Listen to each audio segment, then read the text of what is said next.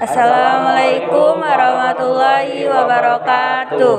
Kami dari kelompok 2 kelas 10D. Saya Rafli Ahmad Farezi. Saya Nia Ramadhani. Saya Yudhibia bin Abdul Khayaja. Saya Danu Gresiawan. Saya Zaki Abdillah. Kami akan memaparkan isi wawancara kami bersama kakak kelas mengenai sejarah tentang teori kemunculan makhluk hidup. Nama saya Iman Renato dari kelas 11 IPA 4. Dari mana asal-usul manusia menurut pendapat kakak? Menurut saya asal-usul manusia itu dari secara religius, manusia itu berasal dari Tuhan. Mengapa teori abiogenesis disebut tidak masuk akal? Dan apa pendapat kakak tentang teori tersebut? Menurut saya tidak masuk akal karena makhluk hidup itu berasal dari makhluk hidup juga, sedangkan benda mati ya benda mati. Bumi berevolusi dan berkembang sedemikian rupa sehingga memungkinkan munculnya makhluk hidup seperti manusia. Namun teori evolusi manusia hingga saat ini masih mengandung banyak kontroversi. Menurut kakak, teori evolusi apa yang kakak percaya? Kalau menurut saya pribadi, saya lebih percaya teori penciptaan sih. Menurut kakak, lebih dahulu munculnya manusia purba atau Nabi Adam di bumi? Jelaskan pendapat kakak. Manusia purba dulu sih, karena manusia purba itu sebenarnya bukan manusia, fisiknya doang yang seperti manusia, tapi sifat mereka tuh masih kayak hewan gitu. Kalau semua makhluk hidup berasal dari makhluk hidup lain, bagaimana caranya makhluk hidup pertama lahir? Pertama, menurut saya ya, makhluk hidup pertama itu tercipta dari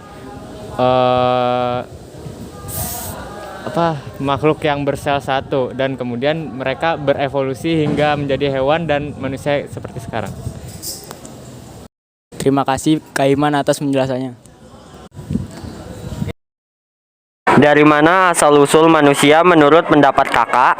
Menurut saya pribadi, asal-usul manusia itu ada dua pendapat, yaitu dari pendapat agama dan pendapat keilmuan. Nah, asal-usulnya yang dari agama itu kan dari Nabi Adam SAW. Kalau dari keilmuan itu yang dari kera lama-lama berubah menjadi ke manusia purba kan. Mengapa teori abiogenesis disebut tidak masuk akal? Dan apa pendapat kakak tentang teori tersebut?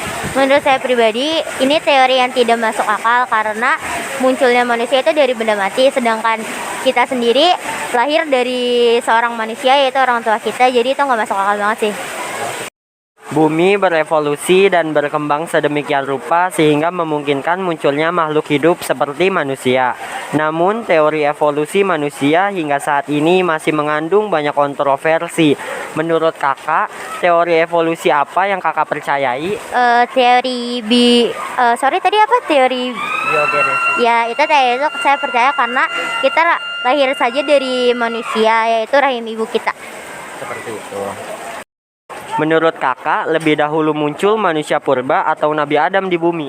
Menurut saya sendiri yang lebih pertama muncul itu manusia purba, karena manusia purba itu suatu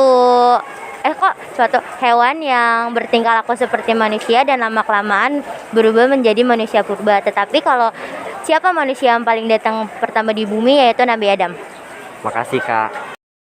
Kalau semua makhluk hidup berasal dari makhluk hidup lain, bagaimana caranya makhluk hidup pertama kali lahir? Menurut saya, yang pertama kali lahir itu saya sendiri nggak tahu. Tapi kalau untuk manusia yang pertama kali datang ke bumi, yaitu Nabi Adam, karena dari cerita yang kita ketahui, Nabi Adam dibuang dari surga ke bumi atas kesalahannya. Terima kasih banyak ya Kak Gina atas wawancara yang sudah dilakukan. Iya, sama-sama. Terima kasih. Assalamualaikum warahmatullahi wabarakatuh. Waalaikumsalam warahmatullahi wabarakatuh. Boleh perkenalannya nggak Ibu? Nama Ibu siapa? Nama saya adalah Ibu Hilalia Hildaningsi. Saya mengajar di SMPN 1 Kelapa II Kabupaten dan saya sebagai guru IPA. Saya ingin mewawancarai Ibu sedikit beberapa pertanyaan Ibu.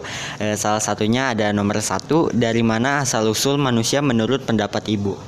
Ya menurut saya sebenarnya ini masih kontroversi ya. Jadi dalam usul manusia itu ada yang bilang dari para ilmuwan, ada yang bilang dari manusia purba dulu. Tapi saya lebih percaya yaitu dari Nabi Adam, karena kan Nabi Adam itu kan telah telah diinin dari Al-Qur'an dan itu juga diturunkan dari Allah juga.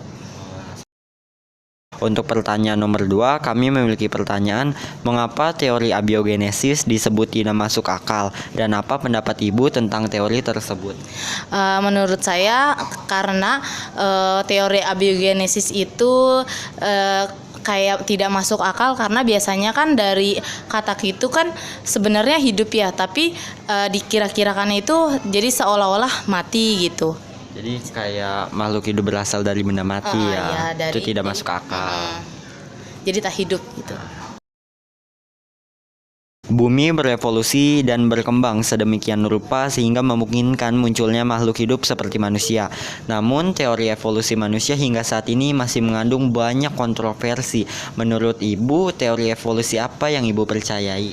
Menurut saya mempercayai teori evolusi, karena kan evolusi itu kan udah banyak-banyak para ilmuwan yang udah mencari tahu bahkan dari fosil-fosilnya. Biasanya katanya manusia itu berasal dari manusia purba. Nah, itu sebenarnya itu masih banyak bertanya-tanya ya. Emang ada kalanya manusia emang dulu menyerupai tentang kayak kera gitu, kayak manusia purba. Tapi itu dari cara makannya mungkin, terus dari raut mukanya kalau kita dilihat-lihat dari samping seperti itu. Jadi bisa disimpulkan bahwa yang Ibu percaya itu teori evolusi manusia yang muncul dari kera seperti itu ya. Menurut Ibu, lebih dahulu muncul manusia purba atau Nabi Adam di muka bumi? Menurut saya manusia purba, karena itu kan ditanyanya yang muncul ya. Kalau ditanya manusia pertama baru Nabi Adam. Ada satu pertanyaan terakhir nih Ibu. Kalau semua makhluk hidup berasal dari makhluk hidup lain, bagaimana caranya makhluk hidup pertama kali lahir? Mungkin ini dari silsilah ini ya. Jadi kayak turun menurun gitu kan. Misalnya kalau ibu misalnya dilahirkan dari ibunya ibu gitu, terus akhirnya turun lagi kan ke punya kakak, punya adik dan selanjutnya. Nah, bahkan kalau untuk yang lainnya itu, yang lahirnya yang terakhir itu ya mungkin seperti Nabi Adam kan dari surga seperti itu. Jadi seperti kita dilahirkan oleh ibu kita dari nenek kita, dan lanjut sampai ke Nabi Adam. Namun Nabi Adam tidak dilahirkan oleh siapapun, melainkan kayak langsung turun dari Allah gitu. Terima kasih banyak ya Ibu Hilda untuk wawancara yang bisa dilakukan kali ini. Sekian pemaparan wawancara dari kami. Terima kasih. Wassalamualaikum warahmatullahi wabarakatuh.